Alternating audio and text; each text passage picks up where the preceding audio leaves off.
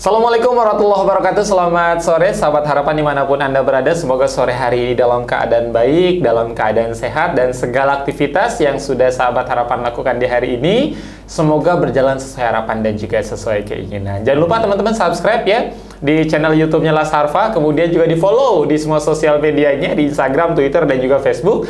Dan sudah hadir di studio podcast Las Harfa sore hari ini. Di tengah jadwal beliau yang luar biasa padat ini teman-temannya, ini menyempatkan untuk sama-sama berbincang bersama Faiz di studio podcast Las Harfa. Langsung saja akan Faiz sapa-sapa narasumber Faiz di sore hari ini. Beliau adalah Ibu Sri Wahyuni. Assalamualaikum Ibu. Waalaikumsalam warahmatullahi wabarakatuh. Apa kabar Ibu? Alhamdulillah luar biasa.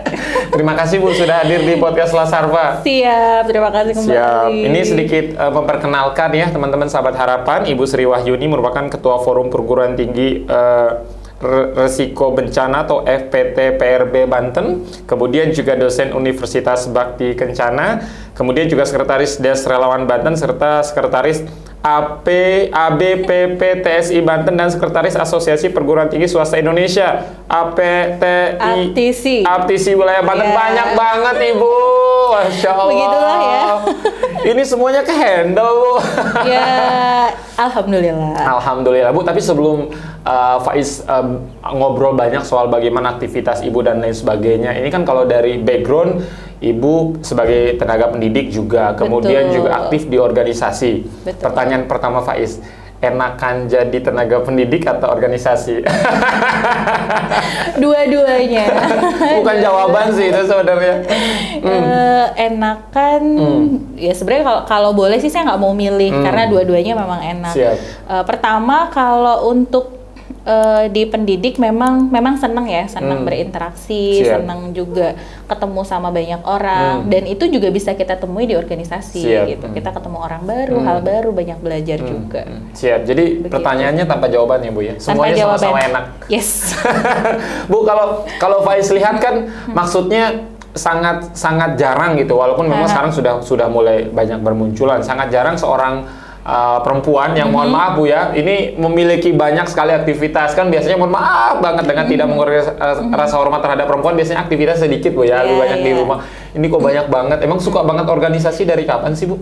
Dari SMP mungkin ya. Jadi SMP itu saya ketua OSIS. SMP itu ketua OSIS. Kemudian SMA itu wakil ketua 1. Dan memang waktu SMA itu selain di OSIS, aktif juga di Rohis, di Paskibra, di Pramuka, dan kegiatan-kegiatan lainnya. Kemudian kuliah juga lanjut seperti itu, dan alhamdulillah ketika kerja itu dapat lingkungan kerja yang memang memberikan keleluasaan kita untuk tetap berorganisasi, gitu, dengan tentunya tidak meninggalkan tugas utamanya seperti itu. Jadi akhirnya karena memang berbagai kesempatan, berbagai peluang gitu, akhirnya sampai hari ini masih bisa bergabung di beberapa organisasi. Siap, mantap. Jadi memang dari SMP sudah jatuh cinta banget dengan organisasi. Udah jatuh cinta, bener-bener. Padahal organisasi kan melelahkan. Mohon maaf kalau siswa lain pulang jam 4 sore, organisasi pasti minimal jam 6 tuh. Sempet dulu ada bersih tegang nggak dengan orang tua, Bu Sri? Iya, awal-awalnya sebenarnya begitu. Jadi awal-awalnya orang tua, apalagi khususnya ya dengan tidak untuk perempuan gitu kan, biasanya aktivitasnya itu kalau sudah selesai sekolah ya pulang gitu kan. Kalaupun memang ada organisasi, biasanya orang kan milih maunya satu organisasi tertentu misalnya. Kalau saya itu tadi kalau bisa banyak kenapa harus milih gitu. Jadi akhirnya ada lah sedikit dalam tanda kutip teguran begitu ya. Kok pulangnya sore terus, kok pulangnya malam terus. Bahkan kalau hari Minggu, Sabtu ke Minggu itu malam ini persami, minggu depan ada muhasabah misalnya, minggu depannya lagi ada apalah. Jadi hampir setiap malam Minggu itu ada kegiatan. Tapi karena memang kita bisa menunjukkan ke orang tua bahwa sekolah nggak kita tinggalkan. Artinya kita tetap bisa mengikuti kegiatan di sekolah dengan baik, kemudian juga ikut organisasi itu justru bisa bisa membangun karakter yang baik. Siap. Jadi akhirnya orang tua juga pada akhirnya nggak komplain. Yes, awal-awal komplain, pada akhirnya nggak komplain ya teman-teman ya. Justru Sabtu Minggu biasa dimanfaatkan untuk berkumpul bersama keluarga, ini sibuk di sekolah ya. Iya, betul. Dan alhamdulillah karena kecintaannya terhadap organisasi sampai dengan saat ini banyak organisasi-organisasi besar yang memang Bu Sri masuk di dalamnya. Bu Sri, dari sekian banyak organisasi ini, Faiz menarik nih.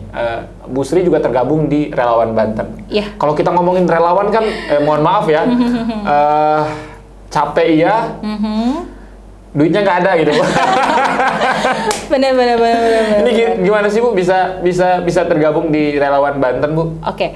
Bisa gabung di Desa Relawan Banten. Jadi sebenarnya awal masuk ke DRB itu sekitar 2019 waktu itu. 2019 kemudian teman-teman di DRB ini mau ada kegiatan latgab, latihan gabungan untuk water rescue. Siap. Saya masih ingat banget. Jadi waktu itu saya belum gabung di DRB. Tapi kemudian teman-teman ini karena beberapa keterbatasan begitu kan, sedangkan event ini tuh butuh support SDM yang mengelola hal ini dan itu gitu.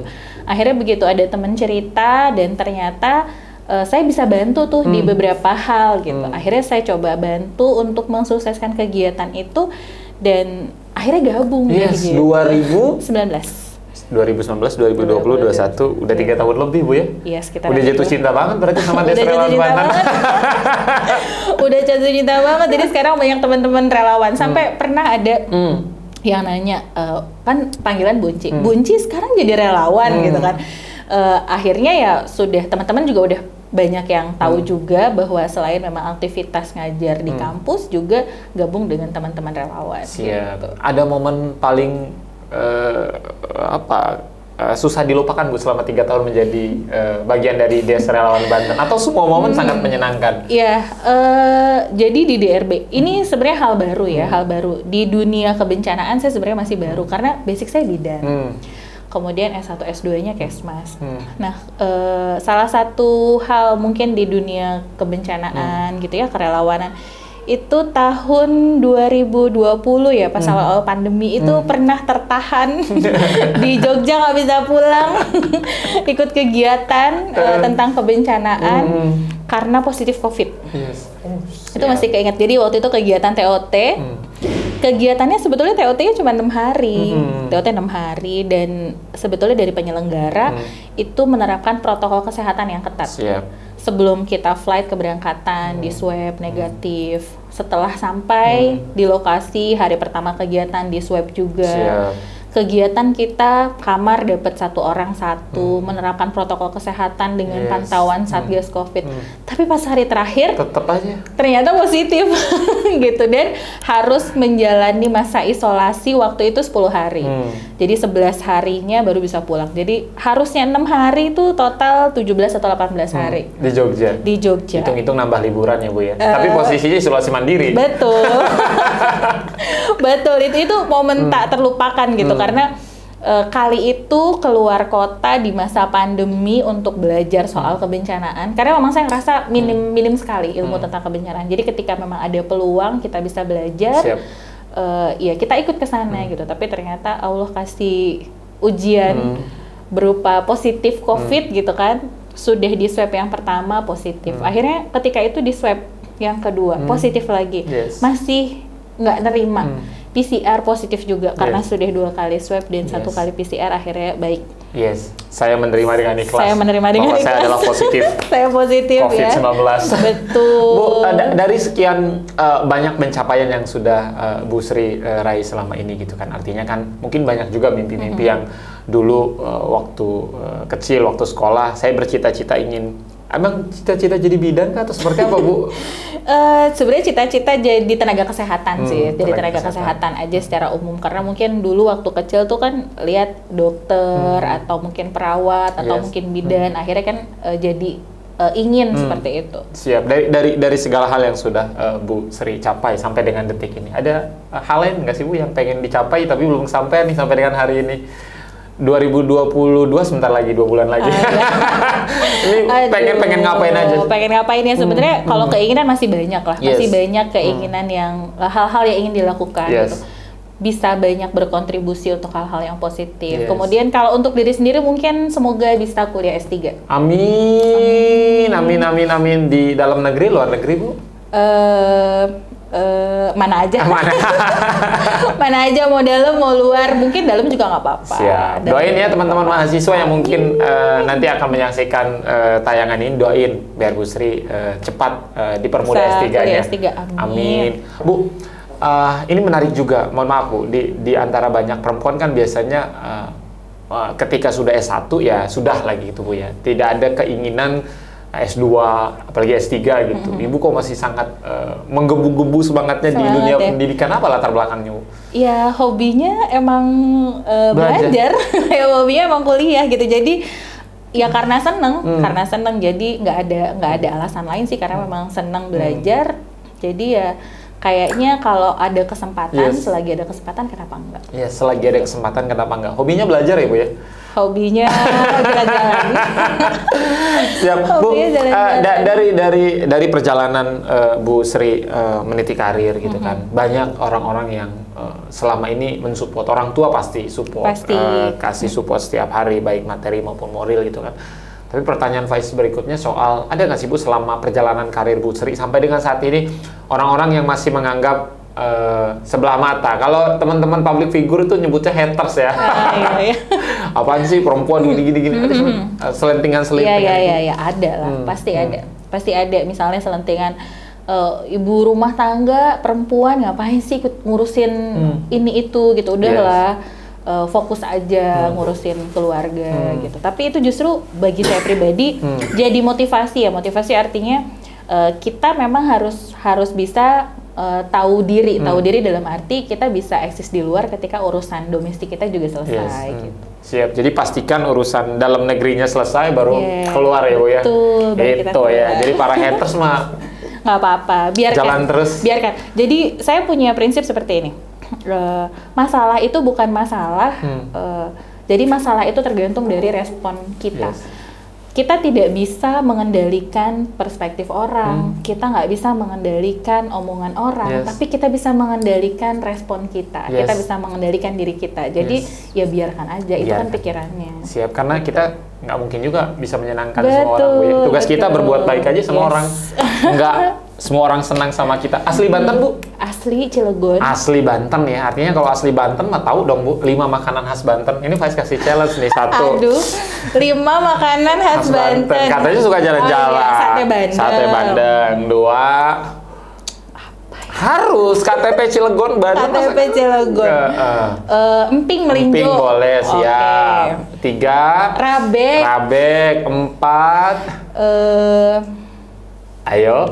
Apa? Lemeng-lemeng gitu? Lemeng boleh, siap. Satu lagi makanan khas Banten. Banten. Banyak kok Bu makanan khas Banten. Iya, banyak ya. Satu lagi, mau dibantu? Apa ya makanan Banten ya? Aduh. 90 deh nilainya. Kalau itu kan makanan. Sekarang 5 tempat wisata di Banten. 5 tempat wisata di Banten. 1.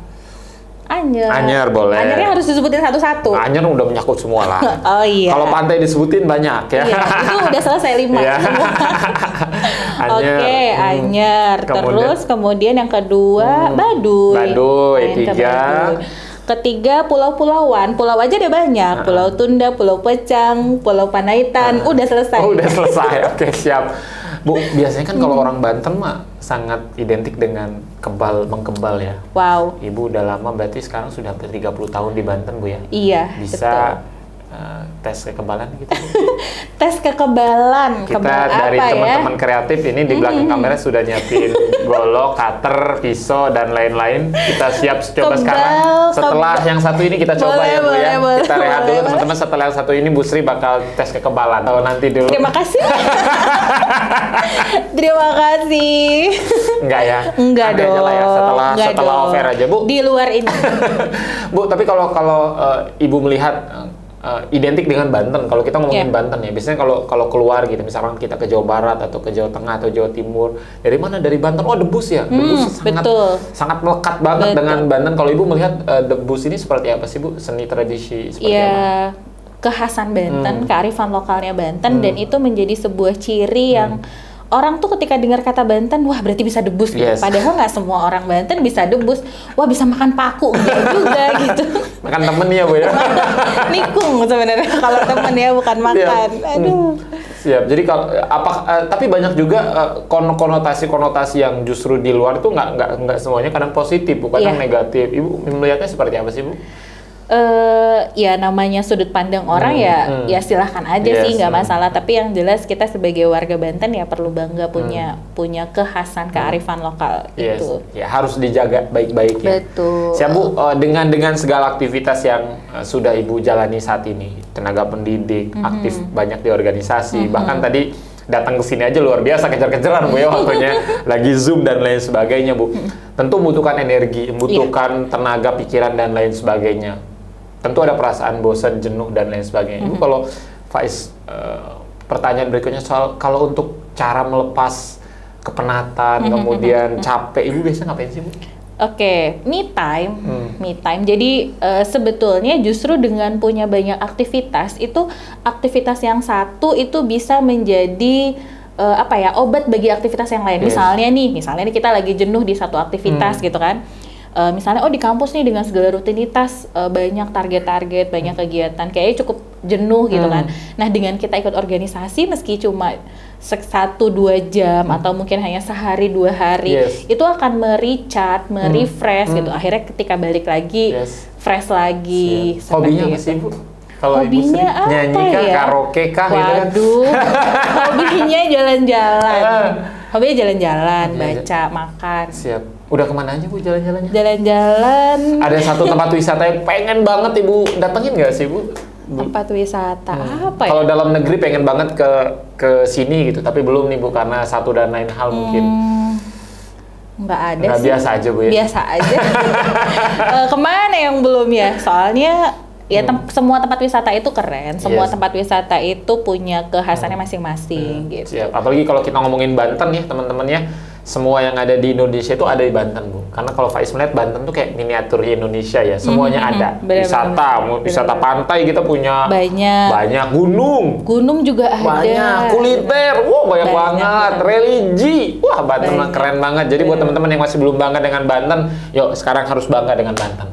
Yuk kita explore Banten. Ini kayaknya Faiz di-endorse Dinas Pariwisata nih Bu.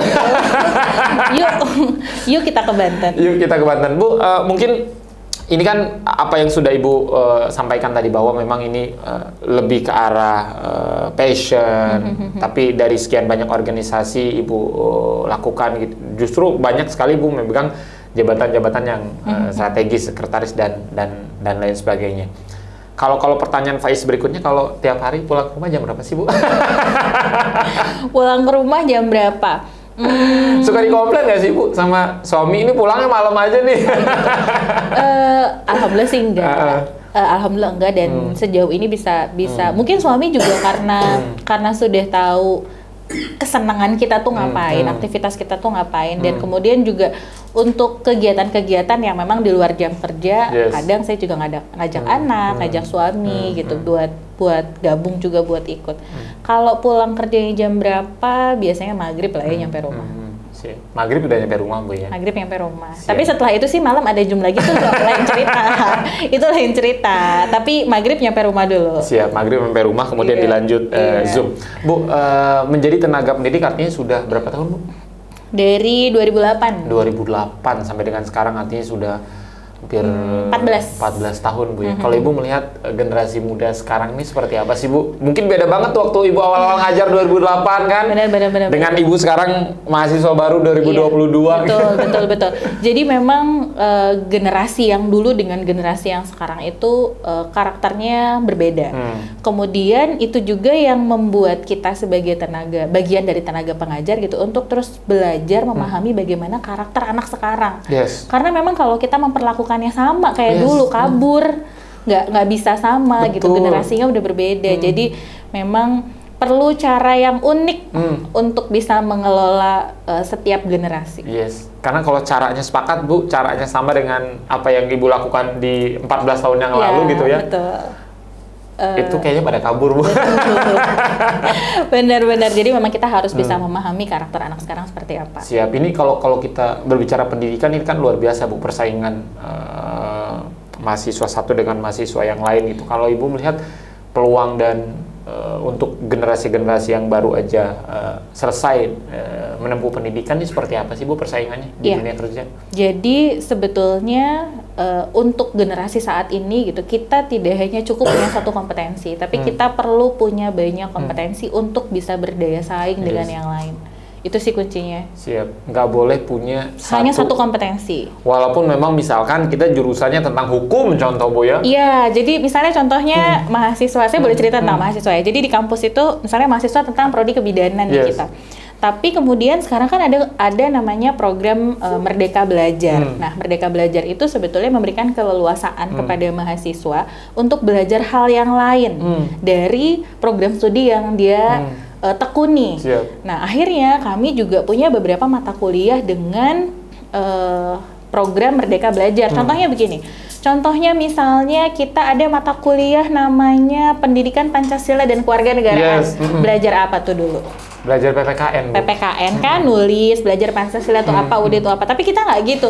Kita pakai metode namanya MOOC, Massive Open Online Course, di mana kita ngajarin mahasiswa tidak hanya tentang PPKN-nya, tapi kita berinovasi. Misalnya kita bikin film tentang temanya Pancasila sama kewarganegaraan. Jadi akhirnya mereka harus belajar tentang perfilman, bagaimana jadi sutradara, ngedit video, bikin skrip.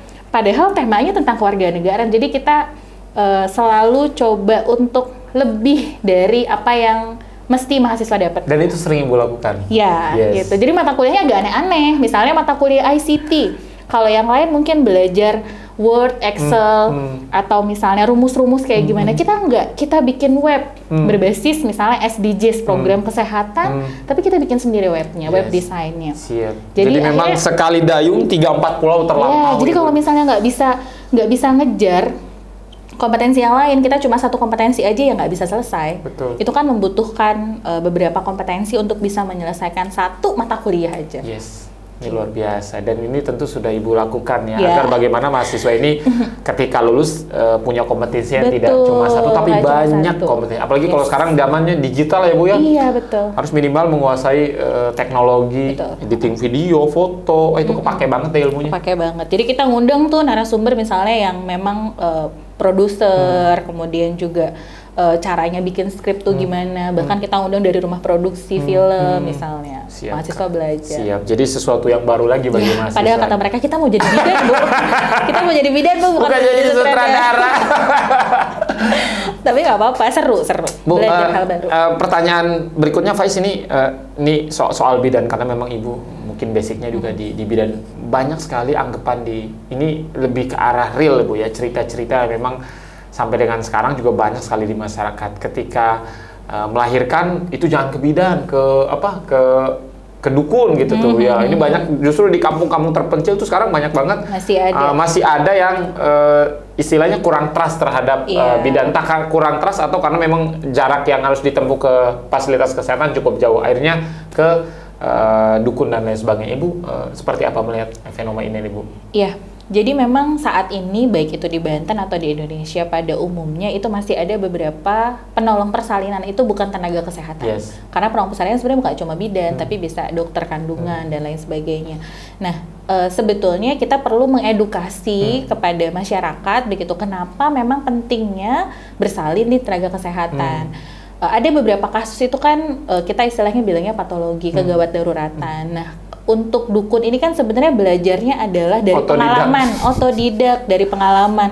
Nah, ketika ada komplikasi tertentu, hal baru, itu kemudian bisa membahayakan ibunya karena dukunnya mungkin belum pengalaman dalam menangani hal tersebut gitu. Jadi ya lebih baik bersalin di tenaga kesehatan. Lebih baik, Bu, ya. Lebih baik bersalin di tenaga kesehatan. Jangan di dukun. Siap. Biar semuanya selamat, ibunya selamat, bayinya juga selamat. Selamat Gitu. Ibu terima kasih banyak sudah hadir di podcast Lasarpa, luar biasa, sangat menginspirasi sekali. Ini apa yang tadi sudah Ibu Sri sampaikan, teman-teman, bagaimana semangat perjuangannya untuk terus belajar dan belajar. Bahkan di tengah kesibukan beliau sekarang ini masih sangat ingin sekali melanjutkan studinya S3. Faiz, doain Bu, semoga cepat Bu ya. Amin. Terakhir Bu, apa yang ingin Ibu sampaikan? Mungkin yang pertama untuk mahasiswa Ibu mungkin yang nonton, kemudian juga untuk teman-teman organisasi, seperti apa Bu?